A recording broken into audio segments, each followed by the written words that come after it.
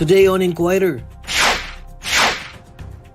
President Marcos says China has nothing to worry about the additional Edca sites. Kung wala namang sumusugod sa atin, hindi na sila kailangan mag-alala dahil hindi naman sila natin lalabanan.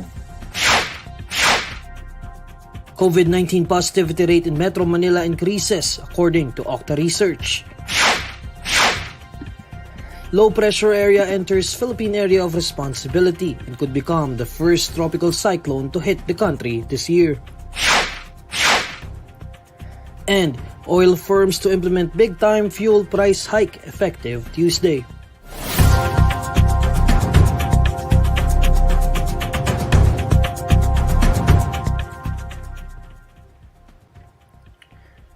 Good evening.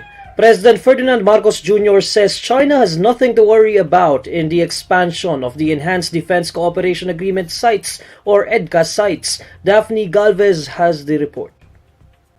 President Bongbong Marcos said China has nothing to worry about in the expansion of U.S. troops' access to Philippine military bases if they don't have plans to launch offensive attacks. Marcos assured the 4 additional sites for the U.S.-Philippines Enhanced Defense Cooperation Agreement will not be used for any offensive actions. These sites, he said, are aimed to boost the country's defense capability and would give the U.S. a chance to extend help especially in disaster situations. Ngayon, ang reaction ng China ay hindi naman siguro katakataka dahil nag-aalala sila, pero hindi naman gagamitin, hindi tayo papayag ng Pilipinas, hindi tayo papayag na gamitin ang mga bases natin para sa kahit anong offensive na action. Ito ay para lamang tulungan ang Pilipinas kapag nangangailangan ng tulong ang Pilipinas. Kaya kung wala namang sumusugod sa atin, hindi na sila kailangan mag-alala dahil hindi naman sila natin lalabanan.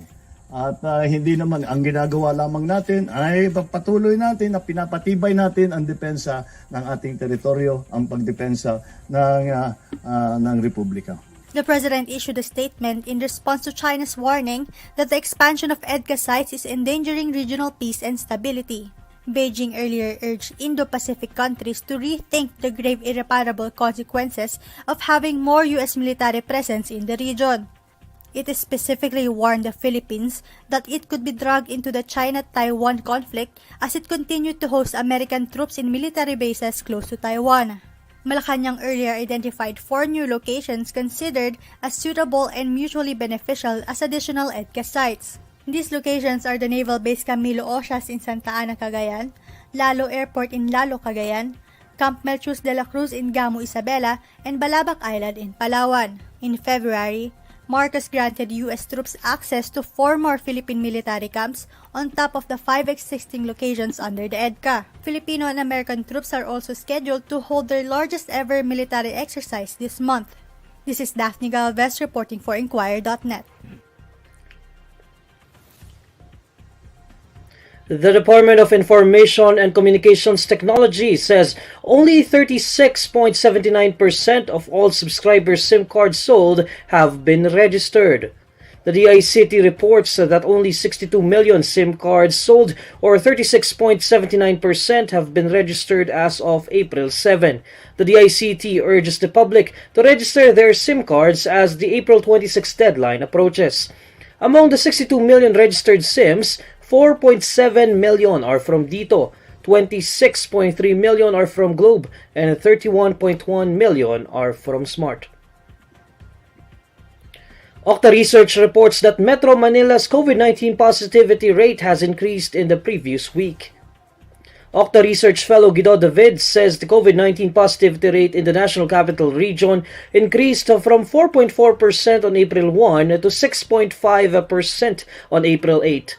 David likewise notes that positivity rates are also above 5% in Benguet, Camarines Sur, Cavite, Cebu, Davao del Sur, Isabela, Misamis Oriental, Negros Occidental, Palawan, Rizal, and South Cotabato.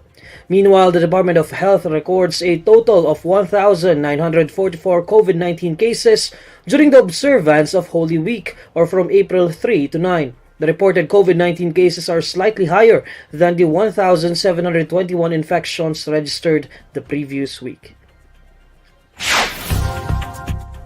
Next on Inquirer Today.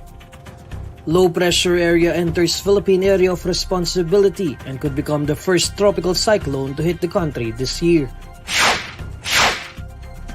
19 individuals remain missing in the Basilan ferry fire incident. And oil firms to implement big-time fuel price hike effective Tuesday. This is Inquirer Today. We'll be back shortly.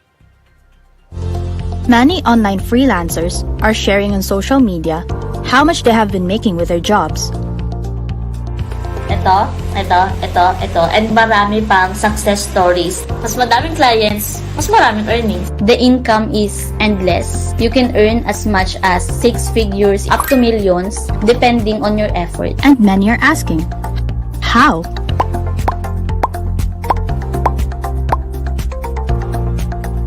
Hi, my name is Princess Riza Bornolia, also known as Ces Bornolias. I am 24 years old. I'm a graduate of Bachelor of Science in Industrial Engineering at Batangas State University, batch 2019. Ano ba talaga yung freelancing? Diba? Bakit hype na hype siya? Freelancing is a service-based business wherein you sell your skill sa mga clients natin. Unlike the usual 9-to-5 job, a freelancer is an independent contractor earning from different types of jobs assigned by a client. So one of the perks of being an online freelancer is the flexibility. You can work anywhere you want as long as you have the internet and your laptop. Prior to becoming a full-time online freelancer, Ces pursued a career in industrial engineering. I'm really looking forward to build a name in industrial engineering industry. Luckily, nagkaroon ako ng work sa isang manufacturing company, but the salary wasn't that enough to sustain my family. So, after a couple of months working sa manufacturing company, I decided na mag-resign. That was January 2020. Unfortunately, after Ces' resignation came the pandemic. So, that time, lahat ng na-envision ko, nawala siya lahat. So, ang ginawa ko, nagkaroon ako ng iba't ibang mga racket. Buy and sell, even networking. So, okay naman talagang nagkakaroon ng income sa lahat ng racket. Pero hindi siya sustainable for me. Isip ko na ano kaya yung iba't ibang ways na pwede akong kumita while staying at home. So, I went to YouTube, I typed in how to earn online while staying at home. So, I came across these videos about being virtual assistant. So, pinanood ko lang siya ng pinanood hanggang sabi ko sa sarili ko, I will take a risk dito sa online freelancing. From yung room ko before na tinutulugan, ginawa ko siyang mini home office. So, meron ako doon parang yung laptop ko nung college na medyo sira-sira na. Hindi siya madali, actually, kagaya ng ibang nakikita natin ngayon online. It took me 2 months before I landed my first ever client. I eat rejections in the morning. I think naka-hundreds of applications ako that time. Wala talaga akong nakukuhang client. Dumating naman yung December 31, 2020, 11:11 PM. Meron pa din akong screenshot. Nakakuha ko ng first ever client. Kumbaga may nag-take risk sa akin. After nun, nagsunod-sunod na. Nagkaroon ako ng ibang pang mga clients. Nag-invest ako sa iba't ibang mga courses para ma-improve yung skills ko. Nag-improve ako ng mga setup.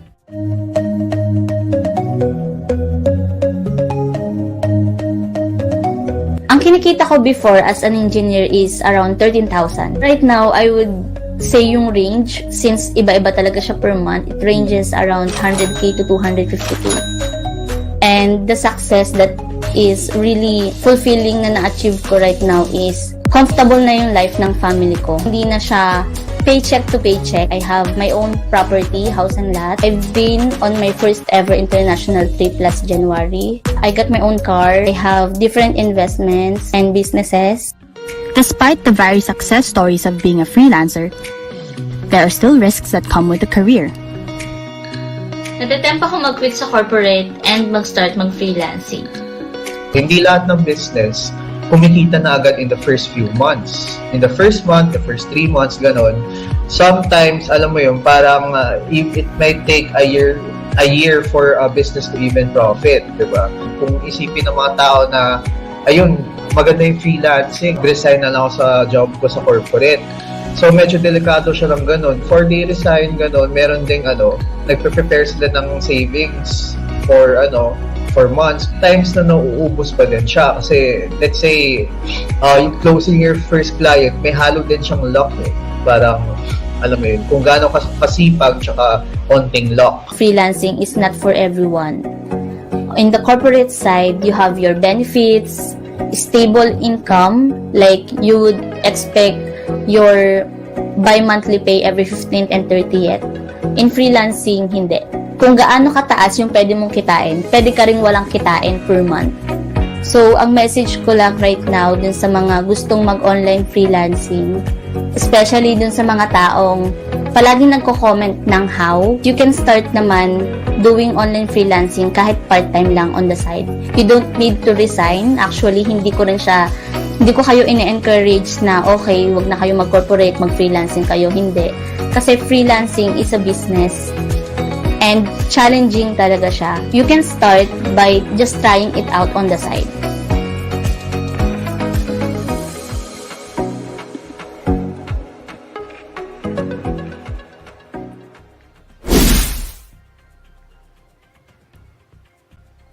The Philippine Atmospheric, Geophysical and Astronomical Services Administration, or Pagasa, says that a low-pressure area in the Philippine Area of Responsibility may develop into the first tropical cyclone this year. Joining us today is Pagasa weather specialist Obet Badrina. Sir Obet, what's the latest update on this LPA?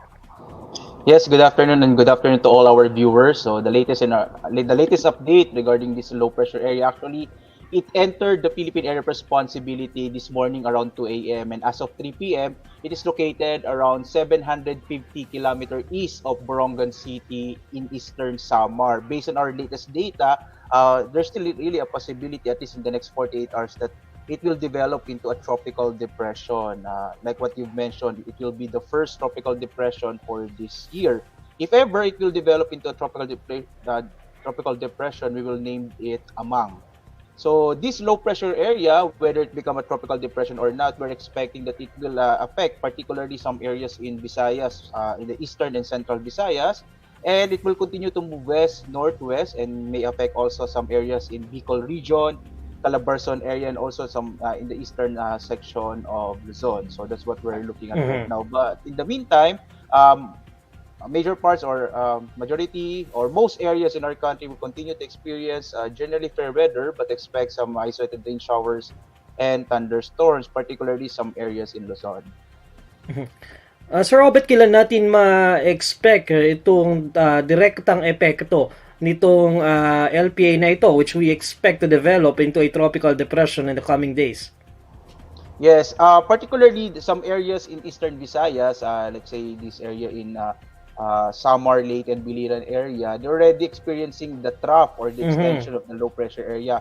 But the main effect would be experienced probably around Wednesday to Thursday, particularly again in areas in Bicol region and eastern Visayas, because as of the latest data that we gathered, it is expected to move west-northwest, so that area will be affected. Sir Obet, another question, no? Siguro our viewers are curious right now, bakit tayo mayroong bagyo right now when we are supposed to be in the dry season already? Yes, actually last year we experienced the first tropical cyclone around the month also of April, no? If our viewers can still remember, that is the tropical cyclone Agaton. And actually Agaton brought a lot of rains, particularly in eastern Visayas. So actually actually it's also normal, no, to experience a tropical depression, at least one. No? That's what we're experiencing or expecting rather, at least one tropical cyclone for the month of April. And even the track, no, actually it's part of the normal track, which is some parts of the southern Luzon area. Yung term na tropical depression, Sir Obet, it might be technical pa rin para doon sa mga kababayan natin. So let's talk about impact. once this turns into or develops into a tropical depression, gaano kalakas yung inaasahan nating impact nito sa mga kababayan nating maapektuhan? And are we seeing this storm to make a landfall in the Philippines? Okay, first though, it's quite difficult to really determine whether it will make a landfall. Although some data actually they're showing that there's a possibility of it to make landfall, but not there. But it will not cross, no. But again, this is still uncertain because again, we're not tracking a tropical cyclone yet. As you've mentioned, when we say tropical depression, it is the first stage, no, or the in terms of the different intensity of tropical cyclone, the tropical depression is the weakest, no. Weakest, yet it can still bring heavy to intense rain, no. That's still a possibility because again, ang definition natin ng tropical cyclone na hindi naman amount of rainfall but rather the intensity of wind. So in terms of the intensity of wind, there's around 50 kilometers per hour or so, no, around that range, no, kapag nasa tropical depression, or at least hanggang signal number 1 yung pwede nating, para mas ma-imagine ng mga kababayan natin, hanggang signal number 1 yung pwede nating ma-raise na signal warning, no, tropical cyclone yung signal warning. It might be best pa rin para sa ating mga kababayan to still be prepared para dito sa weather disturbance na ito. Maraming salamat. That's Pagasa Weather Specialist Obet Badrina. The Office of Civil Defense says 19 individuals remain missing from the Basilan ferry fire incident. During the Laging Handa briefing on Monday, OCD spokesperson Undersecretary Rafi Alejandro reports that there are still 19 missing individuals from the burnt MV Lady Mary Joy 3. Alejandro says retrieval and recovery operations are in place to find the victims. Alejandro also reports that the death toll is now at 32. To recall, the MV Lady Mary Joy 3 was bound for Sulu from Zamboanga when it caught fire on the night of March 29. Local oil firms will jack up pump prices of gasoline, diesel, and kerosene. Effective tomorrow, April 11, the prices of gasoline will increase by 2 pesos and 60 centavos per liter, while diesel prices will rise by 1 peso and 70 centavos per liter. Meanwhile, the prices of kerosene will increase by 1 peso and 90 centavos per liter. Alamin naman natin ang mainit na balita sa mundo ng showbiz kasama si Irvin Santiago ng Bandera. Irvin? Hi Neil at sa lahat mga kabandera natin all over the universe. Ito na nga ang latest Bandera Chika. Hindi ang tipo ng kapamilyahang na si Gerald Anderson ang madaling sumuko at magpatalo sa mga problema at kanegahan ng buhay.